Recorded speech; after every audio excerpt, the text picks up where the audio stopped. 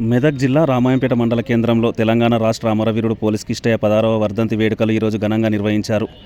పోచమ్మల అశ్విని శ్రీనివాస్ ఆధ్వర్యంలో జరిగిన ఈ కార్యక్రమానికి అన్ని వర్గాల నాయకులు పెద్ద సంఖ్యలో హాజరయ్యారు.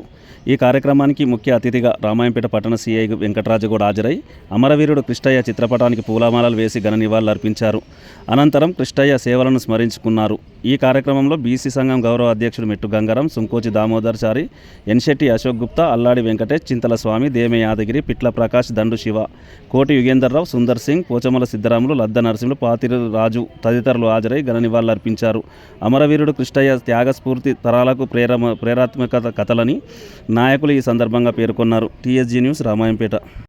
తెలంగాణ అమరుల ఆశయాలను జోహార్ పోలీస్ కిష్టన్నకు, జోహార్ పోలీస్ కిష్టన్నకు.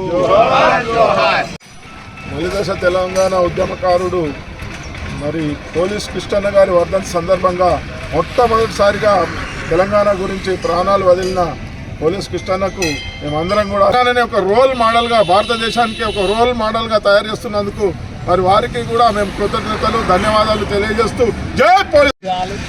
తెలంగాణ మలిదశ తెలంగాణ ఉద్యమ తొలి అమరుడైన కానిస్టేబుల్ కిష్టన్న మరి ఎంతోమంది విద్యార్థులు మరి తెలంగాణ కోసం ప్రాణాలు అర్పించే స్థాయికి వచ్చింది. మరి ఉద్యమం ఉవ్వెత్తున ఎగురుతున్నది. మరి ఎవరు చావకూడదు, మరి తన చావుతోనే ఈ ఉద్యమం తెలంగాణ రావాలని చెప్పి మరి విద్యార్థులు బలిదానాలు చేసుకోవద్దని చెప్పి విద్యార్థులకు ఉద్యోగ అవకాశాలు రావాలని చెప్పి మరి పోలీస్ కిష్టన్న మరి తను అమరుడయ్యాడు.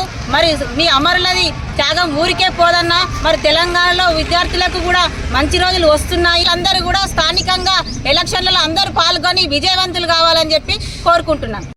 పట్టణంలో పోలీస్ కిష్టన్న 16వ వర్ధంతి సందర్భంగా మరి పోచమ్మల అశ్విని శ్రీనివాస్ గారి ఆధ్వర్యంలో ఏర్పాటు చేసినటువంటి కార్యక్రమానికి కాంగ్రెస్ పార్టీ శ్రేణులతో పాటు స్థానిక సిఐ గారు కూడా పాల్గొని వర్ధంతి కార్యక్రమంలో విజయవంతంగా పాల్గొనడం జరిగింది.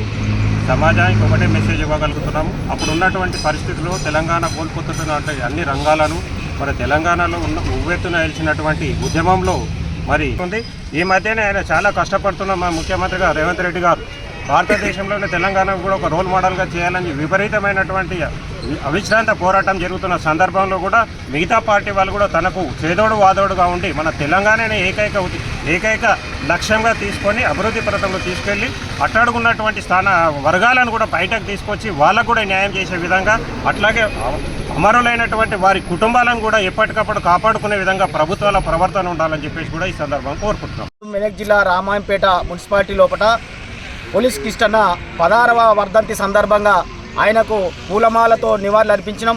మరి ఉద్యమ సమయంలో అనేక మంది మన బీసీ బిడ్డలు, ముద్దు బిడ్డలు ఈ తెలంగాణ రాష్ట్రం కోసం ప్రాణత్యాగం చేసి మరి ఈ 1200 మంది మన త్యాగధనులను చూసి చచ్చిపోతున్నారని చెప్పి గమనించి సోనియా గాంధీ గారు తెలంగాణను ఇవ్వడం జరిగింది. మరి ఇచ్చిన తెలంగాణలో ప్రజాస్వామ్యబద్ధంగా పాలన సాగుతుందంటే సాగుతలేదు.